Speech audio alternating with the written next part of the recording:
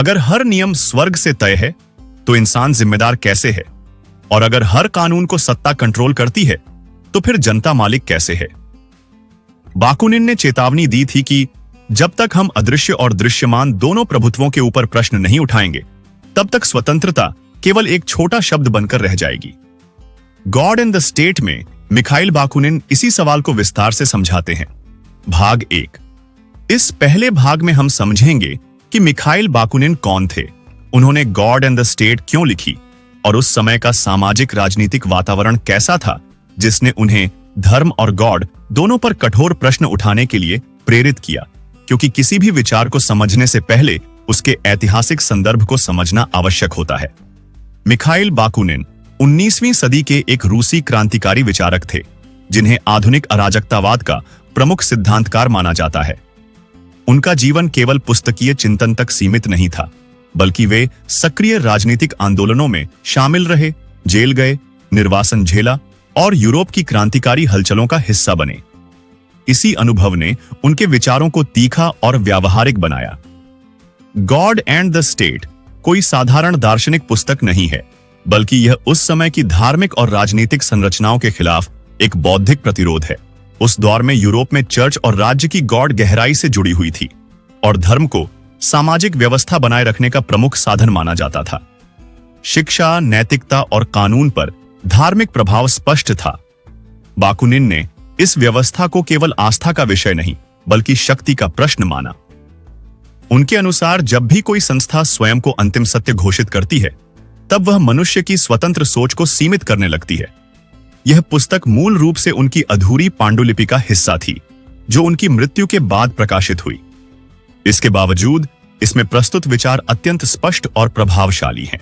Bakunin का तर्क था कि मानव इतिहास में स्वतंत्रता की लड़ाई हमेशा किसी न किसी गॉड के विरुद्ध रही है, चाहे वह धार्मिक हो या राजनीतिक। वे मानते थे कि सच्ची प्रगति तब होती है जब मनुष्य अपने विवेक और तर्क के आधार पर निर्णय लेता है, न कि किसी दैवी आदेश या केंद्रीकृत शासन के दबाव में। इस प्रकार गॉड एंड द स्टेट केवल नास्तिकता की घोषणा नहीं, बल्कि मानव स्वतंत्रता की दार्शनिक खोज है, जिसमें इतिहास, राजनीति और नैतिकता का गहरा विश्लेषण शामिल है। अब जबकि हमने बाकुनिन के जीवन और ऐतिहासिक संदर्भ को समझ लिया है, अगले भाग में हम उनके सबसे विवादास्पद तर्क पर चर्चा करेंगे, जिसमें वे कहते हैं कि ईश्वर की अवधारणा स्वयं मानव स्वतंत्रता के विरोध में खड़ी हो सकती है, और इसी विचार ने उन्हें आधुनिक बौद्धिक विमर्श में अलग स्थान दिलाया। भाग 2। पिछले भाग में हमने बाकुनिन के जीवन और ऐतिहासिक पृष्ठभूमि को समझा।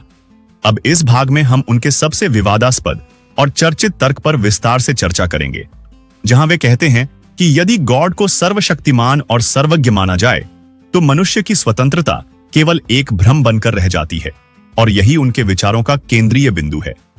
मिखाइल बाकुनिन का सबसे प्रसिद्ध और बहस पैदा करने वाला कथन है कि यदि गॉड वास्तव में अस्तित्व में है और वह सर्वशक्तिमान, सर्वज्ञ तथा नैतिक रूप से सर्वोच्च है, तो मनुष्य कभी भी पूर्ण रूप से स्वतंत्र नहीं हो सकता।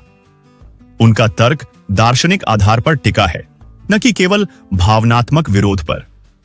वे कहते हैं कि स्वतंत्रता का अर्थ है स्वायत्त निर्णय लेने की क्षमता, अपने विवेक के आधार पर सही और गलत का निर्धारण करना और अपने कर्मों की जिम्मेदारी स्वयं उठाना। यदि हर नैतिक नियम, हर सत्य और हर निर्णय पहले से ही गॉड द्वारा निर्धारित है, तो मनुष्य केवल आज्ञा पालन करने वाला प्राणी बन जाता है। ऐसे में नैतिकता का स्रोत मनुष्य के भीतर नहीं, बल्कि बाहर स्थापित हो जाता है। बाकुनिन के अनुसार यह स्थिति बौद्धिक निर्भरता को जन्म देती है। जब व्यक्ति यह मान लेता है कि अंतिम सत्य उसके तर्क से परे है, तब वह प्रश्न पूछना बंद कर देता है। वे यह भी तर्क देते हैं कि इतिहास में अक्सर धार्मिक विचारों का उपयोग लोगों को अनुशासित और नियंत्रित करने के लिए किया गया। यदि कोई व्यवस्था स्वयं को दैवी समर्थन प्राप्त बताती है, तो उसका विरोध करना नैतिक अपराध जैसा प्रतीत कराया जाता है। इस प्रकार गॉड की अवधारणा केवल आध्यात्मिक विश्वास तक सीमित नहीं रहती, बल्कि सामाजिक और राजनीतिक प्रभाव भी उत्पन्न करती है। हालांकि बाकुनिन यह स्वीकार करते हैं कि अनेक लोग गॉड में आस्था से नैतिक प्रेरणा पाते हैं, फिर भी उनका मूल प्रश्न यह है कि क्या नैतिकता का आधार भय या आदेश होना चाहिए या स्वतंत्र विवेक और सहमति पर आधारित होना चाहिए। उनके लिए सच्ची नैतिकता वही है जो स्वतंत्र चेतना से जन्म ले। इस दृष्टिकोण में उनका उद्देश्य किसी व्यक्ति विशेष की आस्था का अपमान करना नहीं, बल्कि यह जांचना है कि क्या पूर्ण दैवी अधिकार की अवधारणा मानव स्वायत्तता के साथ तार्किक रूप से संगत है या नहीं। इस भाग में हमने देखा कि बाकुनिन के अनुसार सर्वशक्तिमान गॉड की धारणा मानव स्वतंत्रता के साथ तनाव उत्पन्न करती है और यही विचार उनकी दार्शनिक चुनौती का केंद्र है। अगले भाग में हम समझेंगे कि वे संगठित धर्म और सामाजिक संरचनाओं को किस प्रकार मानव चेतना और समाज पर प्रभाव डालने वाली शक्तियों के रूप में देखते हैं। भाग 3। अब तक हमने समझा कि बाकुनिन गॉड की सर्वशक्तिमान अवधारणा को मानव स्वतंत्रता के लिए चुनौती मानते हैं। इस भाग में हम विस्तार से जानेंगे कि वे संगठित धर्म, चर्च और धार्मिक संस्थाओं को किस प्रकार सामाजिक संरचना के रूप में देखते हैं और क्यों उनके अनुसार आस्था जब संस्था बन जाती है तो वह व्यक्ति की चेतना को प्रभावित करने लगती है। मिखाइल बाकुनिन के विचार में समस्या केवल व्यक्तिगत आस्था की नहीं है, बल्कि उस आस्था के संस्थागत रूप की है जो समाज में संगठित संरचना के रूप में कार्य करती है। वे मानते थे कि जब धर्म एक निजी विश्वास से आगे बढ़कर सामाजिक संस्था बन जाता है, तब वह शिक्षा, नैतिकता, कानून और सांस्कृतिक व्यवहार को प्रभावित करने लगता है। इसी बिंदु पर उनका विश्लेषण गहराता है। उनके अनुसार संगठित धर्म अक्सर स्वयं को अंतिम सत्य का प्रतिनिधि घोषित करता है। जब कोई संस्था यह दावा करती है कि उसके पास नैतिकता और सत्य की अंतिम व्याख्या है, तब संवाद की संभावना सीमित हो जाती है। प्रश्न पूछना असहमति माना जाता है और असहमति को कभी-कभी नैतिक दोष के रूप में प्रस्तुत किया जाता है। इस प्रकार विचारों की विविधता धीरे-धीरे संकुचित हो सकती है। बाकुनिन का तर्क था कि इतिहास में कई बार धार्मिक संस्थाओं ने सामाजिक व्यवस्था को स्थिर रखने में भूमिका निभाई है, लेकिन उसी प्रक्रिया में उन्होंने परिवर्तन और आलोचना को भी सीमित किया है। यदि किसी सामाजिक नियम को दैवीय आदेश का दर्जा दे दिया जाए तो उसे बदलना कठिन हो जाता है, क्योंकि वह केवल मानव निर्मित नियम नहीं रह जाता, बल्कि पवित्र घोषित हो जाता है। हालांकि वे यह स्वीकार करते हैं कि धर्म ने समुदाय, सहयोग और सांस्कृतिक पहचान को भी मजबूत किया है। फिर भी उनका मूल प्रश्न यह है कि क्या किसी भी संस्था को पूर्ण नैतिक अधिकार देना उचित है। उनके अनुसार मानव समाज को निरंतर आत्मसमीक्षा और तर्क की प्रक्रिया से गुजरना चाहिए। यदि कोई विचार आलोचना से परे घोषित हो जाए तो वह स्थिरता तो दे सकता है, परंतु स्वतंत्र चिंतन को सीमित कर सकता है। इस प्रकार बाकुनिन का विश्लेषण धर्म के सामाजिक प्रभाव का है, न कि व्यक्तिगत आस्था के विरुद्ध व्यक्तिगत टिप्पणी। वे उस संरचना की जांच करते हैं जो विश्वास को संस्थागत रूप देकर व्यापक सामाजिक प्रभाव उत्पन्न करती है। अब हमने देखा कि बाकुनिन संगठित धर्म को सामाजिक प्रभाव वाली संरचना के रूप में कैसे समझते हैं और क्यों वे मानते हैं कि कोई भी संस्था यदि अंतिम सत्य का दावा करे तो स्वतंत्र चिंतन प्रभावित हो सकता है। अगले भाग में हम जानेंगे कि वे राज्य और केंद्रीकृत शासन को किस प्रकार मानव स्वतंत्रता के संदर्भ में विश्लेषित करते हैं। भाग 4। अब तक हमने गॉड की अवधारणा और संगठित धर्म की सामाजिक भूमिका पर बाकुनिन के तर्क समझे। इस भाग में हम जानेंगे कि वे राज्य और केंद्रीकृत शासन को किस दृष्टि से देखते हैं और क्यों उनके अनुसार राजनीतिक संरचना भी उसी प्रकार मानव स्वतंत्रता को सीमित कर सकती है जैसे कोई दैवी या नैतिक सर्वोच्चता का दावा करने वाली संस्था करती है। मिखाइल बाकुनिन का मानना था कि राज्य, चाहे वह किसी भी रूप में हो, शक्ति के केंद्रीकरण पर आधारित संरचना है। उनके अनुसार जब निर्णय लेने की अंतिम शक्ति कुछ व्यक्तियों, समूहों या संस्थाओं में केंद्रित हो जाती है, तब सामान्य नागरिक की स्वायत्तता सीमित होने लगती है। वे यह नहीं कहते कि समाज को संगठन की आवश्यकता नहीं है, बल्कि उनका प्रश्न यह है कि संगठन का स्वरूप कैसा होना चाहिए। बाकुनिन के विचार में राज्य स्वयं को व्यवस्था, सुरक्षा और न्याय का संरक्षक घोषित करता है, लेकिन इस प्रक्रिया में वह अधिकार और नियंत्रण भी स्थापित करता है। कानून और प्रशासनिक ढांचा सामाजिक जीवन को संचालित करते हैं, परंतु साथ ही वे यह भी तय करते हैं कि कौन से व्यवहार स्वीकार्य हैं और कौन से नहीं। यदि यह प्रक्रिया पारदर्शी और सहभागितापूर्ण न हो तो यह नागरिकों को केवल आदेश पालन करने वाले घटक में बदल सकती है। वे विशेष रूप से उस विचार की आलोचना करते हैं जिसमें किसी केंद्रीय सत्ता को यह अधिकार दिया जाता है कि वह समाज के नाम पर निर्णय ले और यह माने कि उसका निर्णय अंतिम है। उनके अनुसार स्वतंत्रता का अर्थ केवल मतदान करना नहीं, बल्कि सक्रिय सहभागिता और स्थानीय स्तर पर निर्णय लेने की क्षमता है।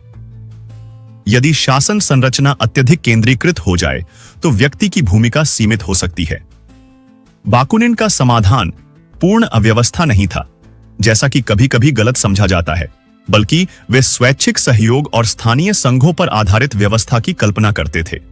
उनके अनुसार समाज को नीचे से ऊपर की दिशा में संगठित होना चाहिए, जहां समुदाय स्वयं अपने नियम तय करें और सहयोग के माध्यम से व्यापक संरचना बनाएं। इस प्रकार उनका विश्लेषण राज्य को शत्रु के रूप में नहीं, बल्कि एक ऐसी संरचना के रूप में देखता है जिसकी प्रकृति और सीमाओं पर गंभीर विचार आवश्यक है। इस भाग में हमने समझा कि बाकुनिन केंद्रीकृत राज्य को स्वतंत्रता के संदर्भ में कैसे देखते हैं और क्यों वे स्थानीय स्वैच्छिक सहयोग आधारित व्यवस्था की कल्पना करते हैं। अंतिम भाग में हम उनके समग्र दर्शन का सार समझेंगे और यह विचार करेंगे कि आज के समय में उनके तर्क किस प्रकार प्रासंगिक या विवादास्पद माने जा सकते हैं। भाग 5। अब अंतिम भाग में हम बाकुनिन के समग्र दर्शन को समेटेंगे। यह समझेंगे कि उनकी दृष्टि में सच्ची स्वतंत्रता क्या है और यह भी विचार करेंगे कि आज के समय में उनके तर्क किस प्रकार प्रासंगिक, प्रेरक या विवादास्पद माने जा सकते हैं, क्योंकि किसी भी दार्शनिक विचार का मूल्य उसकी वर्तमान संदर्भ में उपयोगिता से भी जुड़ा होता है। मिखाइल बाकुनिन के समग्र दर्शन का केंद्र बिंदु मानव स्वतंत्रता है, जिसे वे केवल राजनीतिक अधिकार या धार्मिक स्वतंत्रता तक सीमित नहीं रखते, बल्कि उसे बौद्धिक, नैतिक और सामाजिक स्वायत्तता के रूप में परिभाषित करते हैं। उनके अनुसार सच्ची स्वतंत्रता का अर्थ है भय से मुक्त होकर सोचना, किसी भी विचार को बिना दंड के प्रश्न करना और अपने विवेक के आधार पर निर्णय लेना। वे मानते थे कि मानव समाज का विकास तभी संभव है जब व्यक्ति और समुदाय स्वयं अपने नियमों का निर्माण करें और उन्हें स्वेच्छा से स्वीकार करें। यदि नियम ऊपर से थोपे जाए, चाहे वे दैवीय आदेश के रूप में हों या राजनीतिक कानून के रूप में, तो वे बाहरी अनुशासन तो बना सकते हैं, परंतु आंतरिक स्वतंत्रता को सीमित कर सकते हैं। उनके विचार में नैतिकता का स्रोत मानव सह अस्तित्व और पारस्परिक सम्मान होना चाहिए, न कि भय या दंड की संभावना। आज के समय में बाकुनिन के विचार कई स्तरों पर प्रासंगिक और विवादास्पद दोनों हैं। एक ओर व्यक्तिगत स्वतंत्रता, अभिव्यक्ति की आजादी और विकेंद्रीकरण जैसे मुद्दे आधुनिक लोकतांत्रिक समाजों में महत्वपूर्ण हैं। दूसरी ओर पूर्ण रूप से राज्य विहीन व्यवस्था की कल्पना व्यवहारिक चुनौतियां प्रस्तुत करती है, क्योंकि जटिल आधुनिक समाज में समन्वय, सुरक्षा और सार्वजनिक सेवाओं की आवश्यकता होती है। इसलिए उनके विचारों को एक अंतिम समाधान के रूप में नहीं, बल्कि एक चुनौती के रूप में देखा जा सकता है, जो हमें यह सोचने के लिए प्रेरित करती है कि शक्ति का संतुलन कैसे बनाया जाए, संस्थाओं को उत्तरदायी कैसे रखा जाए और स्वतंत्रता को केवल नारा नहीं बल्कि वास्तविक अनुभव कैसे बनाया जाए। अंततः गॉड एंड द स्टेट एक उग्र घोषणा नहीं, बल्कि स्वतंत्रता, नैतिकता और मानव गरिमा पर गहन चिंतन का निमंत्रण है। इस प्रकार हमने बाकुनिन के विचारों को ऐतिहासिक संदर्भ से लेकर आधुनिक प्रासंगिकता तक समझा और यह देखा कि उनका मूल प्रश्न आज भी जीवित है। क्या मानव स्वतंत्रता किसी भी सर्वोच्च प्राधिकरण के साथ पूर्ण रूप से संगत हो सकती है, या उसे निरंतर प्रश्न और संवाद के माध्यम से सुरक्षित रखना पड़ता है? अगर आपको आज की यह चर्चा विचारोत्तेजक लगी हो और आप चाहते हैं कि हम इसी तरह दर्शन, तर्क, इतिहास और विचारधाराओं की गहराई में उतरते रहें, तो वीडियो को लाइक जरूर करें, क्योंकि आपका एक लाइक इस तरह के कंटेंट को और लोगों तक पहुंचाने में मदद करता है। अपने विचार कमेंट में लिखें, आप बाकुनिन के तर्क से सहमत हैं या असहमत। हम हर सोच का सम्मान करते हैं। इस वीडियो को अपने दोस्तों के साथ शेयर करें और बुक समंदर चैनल को सब्सक्राइब करके बेल आइकन दबाएं, ताकि आने वाली हर नई बौद्धिक यात्रा आप तक सबसे पहले पहुंचे। हमारे साथ जुड़े रहने के लिए आपका बहुत बहुत धन्यवाद। जय हिंद।